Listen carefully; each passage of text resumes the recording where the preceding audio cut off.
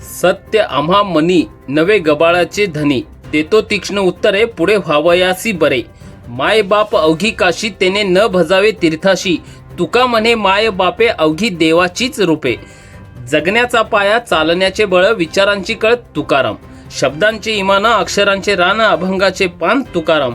भेदणारे मूळ आशयाचे कुळ, भाषेचा कल्लोळ तुकाराम. खोल पसरतो पुन्हा उगवतो, सांगून उरतो तुकाराम.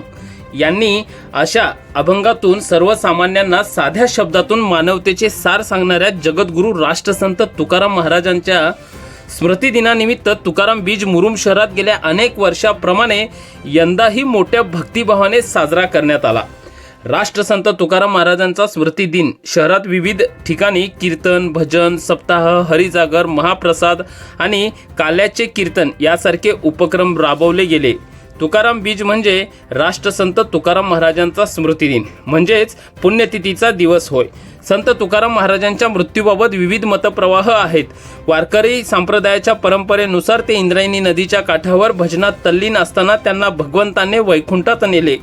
मात्र काही इतिहास अभ्यासकांच्या मते त्यांच्या क्रांतिकारी प्रबोधनात्मक अभंगामुळे, समाज सुधारणेच्या विचारांमुळे त्यांना विरोध झाला आणि त्यांचा घात करण्यात आला असावा असे सांगण्यात येते. तथापि यासंबंधी दोन्ही माध्यमातून ठोस ऐतिहासिक पुरावे नसल्याचे समजते. मुरुम शहरातील हरिभक्तपरायण वसंतराव चौधरी गुरुजी यांच्या सुभाष चौक येथील घरी सलग 32व्या वर्षी तुकाराम बीज निमित्त सप्ताहानिमित्त 7 दिवस सातत्याने कीर्तन, भजन व विविध धार्मिक कार्यक्रमाचे मोठ्या उत्साहात आयोजन करण्यात आले व तसेच बीजच्या निमित्ताने काल्याचे कीर्तन पार पडले.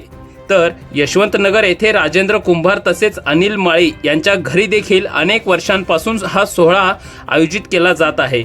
यामध्ये संत तुकाराम महाराजांच्या अभंगांचे गायन, समाज प्रबोधनात्मक कीर्तन तसेच भक्तांसाठी महाप्रसादाचे वाटप करण्यात आले. संपूर्ण शहर या भक्ती सोहळ्यात सहभागी झाला होता.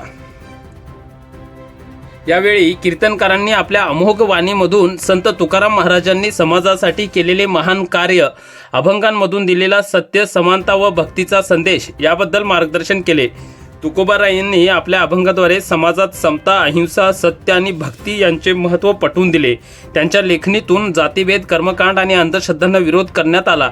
यावेळी शहरातील विविध भागातील भजनी मंडळाने 3ही ठिकाणी उपस्थित राहून संपूर्ण सोहळा उत्साहात पार पडला.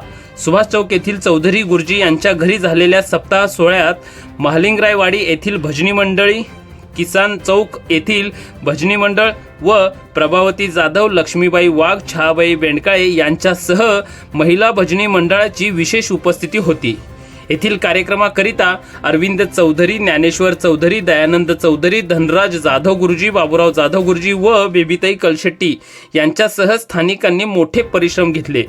या निमित्ताने मुरुम शहरात राष्ट्रसंत तुकाराम महाराजांच्या तुकाराम बीज निमित्त 3ही ठिकाणी झालेल्या आठवडाभरातील विविध कार्यक्रमात मुरुम शहरवासीय भक्तिरसात न्हाऊन गेले होते.